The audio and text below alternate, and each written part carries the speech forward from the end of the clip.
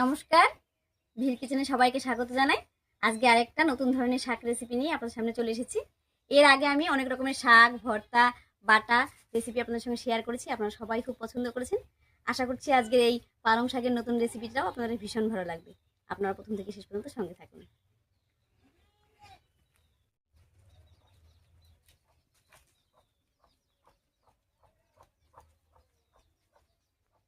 আজকে রেসিপি করার জন্য দেখুন বেশ খানিকটা পালং শাক তুলে নিয়েছি। তো এই পালং শাকটা প্রথমে কেটে নিচ্ছি। আর আমাদের সবজি বাগানে মোটামুটি সব ধরনের শাকই আছে।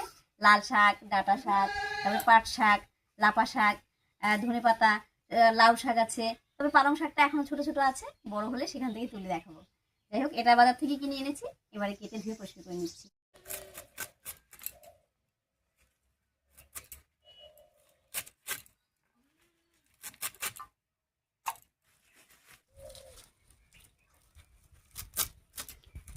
পালং শাকের এই গোড়াগুলো মাটি নরম করে তার মধ্যে যদি লাগিয়ে দেওয়া যায়, এখান থেকে কিন্তু শাক হয়।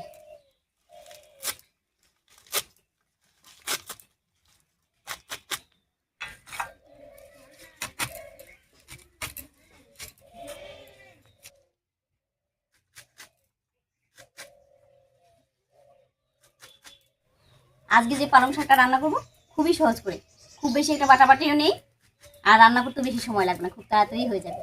তবে খেতে কিন্তু দারুণ লাগবে। আপনারা একবার হলেও আমার মতন করে করবেন এবং খেয়ে জানাবেন যে আপনাদের রান্নাটা কেমন হয়েছিল।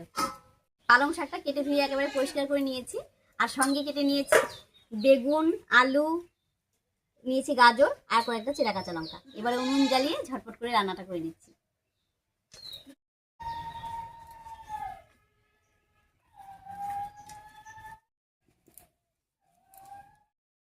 উনুন জ্বালিয়ে কড়াই বসিয়ে দিয়েছি। এবার কড়াইয়ে সর্ষের তেল দিয়ে ফোড়ন দিয়ে দেবো। তবে আজকে শাকটা কিন্তু একেবারে নিরামিষভাবে করবো, কোনো রকম কোনো পেঁয়াজ রসুন দিব না।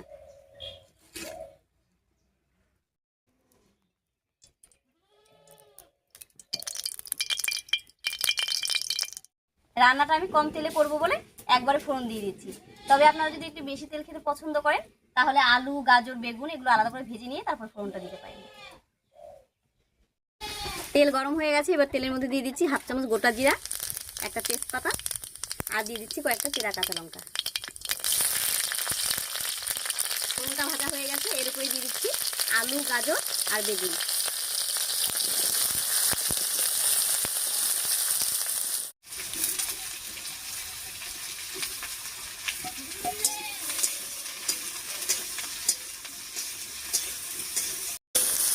সব সবজিগুলো দিয়ে একটু নাড়িয়ে নিলাম। এবারে কেটে রাখা শাকটা দিব।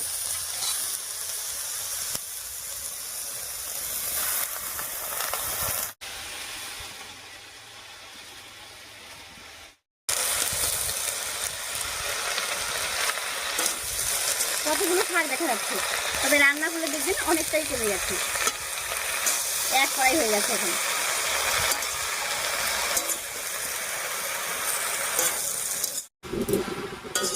শাকটা দিয়ে সবকিছুর সঙ্গে খুব ভালো করে মিশিয়ে নিয়েছি।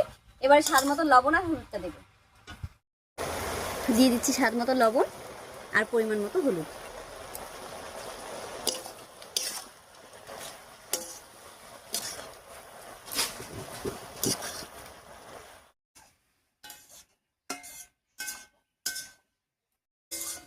হলুদ লবণ দিয়ে খুব ভালো করে মিশিয়ে নিয়েছি। আর দেখুন কতটা জল উঠেছে। এবারে ঢাকা দিয়ে বেশ কিছুক্ষণ রান্না করে নেব।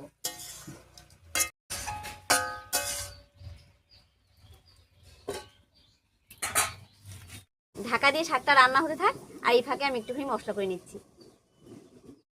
মশলার মধ্যে তেমন কিছুই না, এক টুকরো আদা আর একটুখানি জিরা একসঙ্গে করে বেটে নিচ্ছি।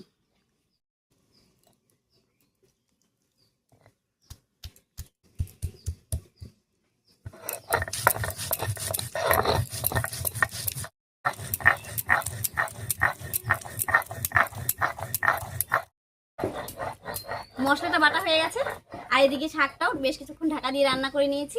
এবার ঢাকাটা তুলে এই মশলাটা দিয়ে দিচ্ছি। আগেই বলেছিলাম যে রান্নাটা খুব সহজ, তেমন কোনোই মশলা লাগে না, শুধু একটুখানি আদা আর জিরা বেটে নিলাম।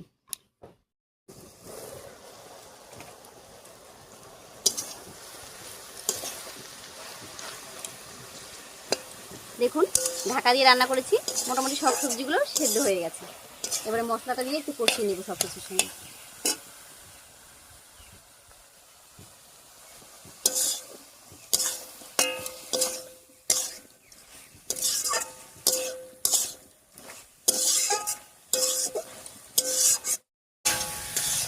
মশলা দিয়ে পালং শাকটা খুব ভালো করে কষিয়ে নিয়েছি।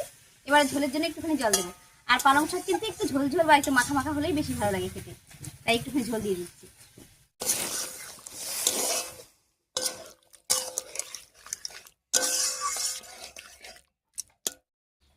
জলটা দিয়ে একটু নাড়িয়ে নিলাম। এবারে বেশ কিছুক্ষণ রান্না করে নেব।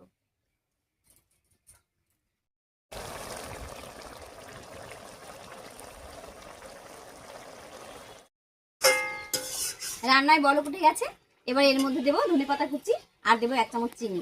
এমনিতেই যে কোনো নিরামিষ রান্না কিন্তু একটু মিষ্টি মিষ্টি হলে খেতে ভালো লাগে, তার উপরে আবার স্বাদ, তাই চিনিটা দিচ্ছি।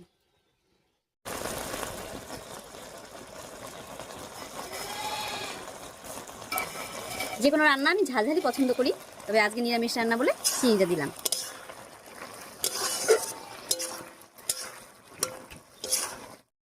পালং শাকের নিরামিষ রেসিপি একদম রেডি হয়ে গেছে। এবারে নামিয়ে নিচ্ছি।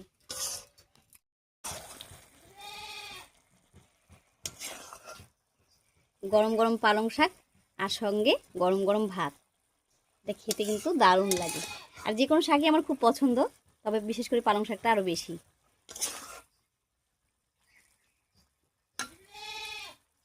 নিরামিষ পালং শাকটা দেখে বুঝতেই পারলেন কত সহজভাবে করলাম আর কত তাড়াতাড়ি হয়ে গেল। যাই হোক, আমার এই সহজ রেসিপিটা আপনাদের কাছে কেমন লেগেছে অবশ্যই কমেন্টে জানাবেন। যদি ভালো লাগে একটু লাইক করে দেবেন এবং চ্যানেলটিকে সাবস্ক্রাইব করে এভাবেই আমাদের পাশে থাকবেন। আজ এই পর্যন্তই, আবার দেখা হচ্ছে নতুন কোনো সহজ রেসিপি নিয়ে।